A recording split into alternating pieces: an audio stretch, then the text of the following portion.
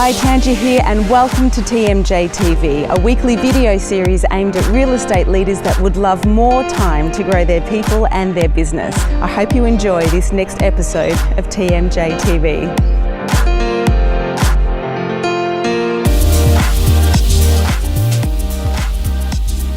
Hi, Tangia here and welcome to the Mindset Mastery series of TMJ TV, where each week I'm going to share insights and strategies that will help real estate leaders and teams grow themselves and their business in the least amount of time.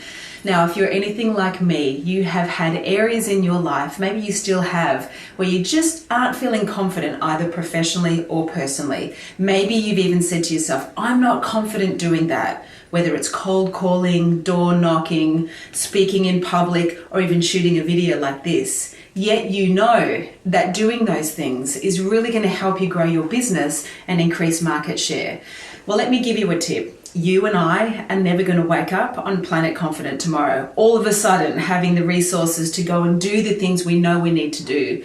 But when we don't do them, it's like a handbrake to our potential. And that means we have this awareness of what we need to do, but we're not taking the action, which means our business suffers and we don't achieve the goals that we want in the least amount of time. So what I want to share with you today is the 5 steps to confidence. Consider that step 1 is what's called unconscious incompetence. This is really what you don't know, you don't know. So if I was to ask you, think of something that you don't know, you don't know. Well, you don't know, right? It's kind of a silly question. The second step to confidence is what's called conscious incompetence. This means something's hit your awareness. You've learnt about this thing called real estate, or perhaps when you were little you heard about being a pilot, or you learned about neurosurgery. So when things hit our awareness, that's our opportunity to make a decision to act or not. We make a decision to act if it's in alignment with our path, with our journey, where we want to go. So let's stick with real estate. At some stage, at some age, what hit your awareness was real estate. Some part of you went, okay, I'm going to check that out. I'll go and do the training. I'll go and do something. So you take an action, which then propels you to the third step of confidence, which is conscious competence. You've taken an action, you're learning some skills, you've developed your abilities, and you're building competence. This, however, takes practice. And what happens when we're practicing something? Well, we get better. But before we get better, we suck. We stuff up, we fail, and we get it wrong. This third step is where most people quit because we don't like to fail. And what most successful people do is they never collapse failure with being a failure. Typically, we're human. We like instant gratification. We like to get it right first time. And if you're anything like me, sometimes you put a bit of pressure on yourself to get it right the first time.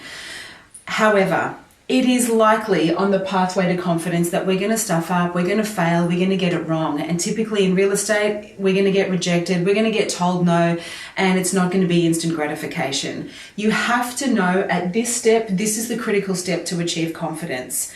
The thing that the most successful people on the planet do is they never collapse no with I'm not good enough. They never make failure mean they're a failure. But I bet you, like me, have done that at some point. And when we do that, we then quit or stop and we end up going back down the steps of confidence where something's in our awareness, but we're just not going to act anymore because it's too painful.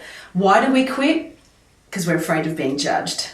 That's why we stop. Now, the most successful people on the planet, though, they don't care about what people think of them. They are just focused on their goals and they keep going, they keep failing. And let me give you an example of this. Thomas Edison took 10,000 attempts to create the light bulb. 10,000 attempts. Along the journey, a journalist approached him and said, I'd love to have a chat with you. And let's say he had tried to make the light bulb, he was at 276th attempt. The journalist said, Thomas, you've tried to make this light bulb, 276 times. You have failed 276 times. Why don't you quit? Thomas's response, are you kidding? I haven't failed 276 times. I have actually eliminated 276 ways that this doesn't work. I'm actually 276 steps closer to the light bulb.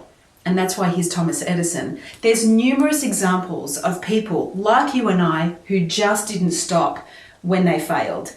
Oprah Winfrey was fired from one of her anchor positions. The Beatles were told by the Decca recording studio that their sound was no good and they didn't like guitar music. Michael Jordan was kicked off the basketball team at high school, went home and bawled his eyes out. The coach said he had talent, but he didn't have the hunger and drive.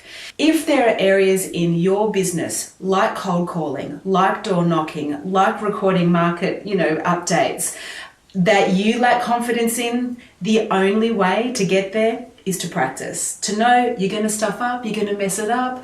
I'm stuffing up doing this video. But if we get addicted to getting it right and being perfect and fearing what people think of us, that is the biggest sabotage to our success. So, what comes after conscious competence? The fourth step to confidence is unconscious competence. That means you've practiced something so much, it's now a habit. You don't have to think about it. And an example of that is, have you ever driven home from work or being out, you've pulled up in the driveway or parked in the garage, you turn off the engine and you think, how the hell did I get here? You didn't think about the clutch, the brake, the ignition, the mirrors, the indicators, or your blind spot.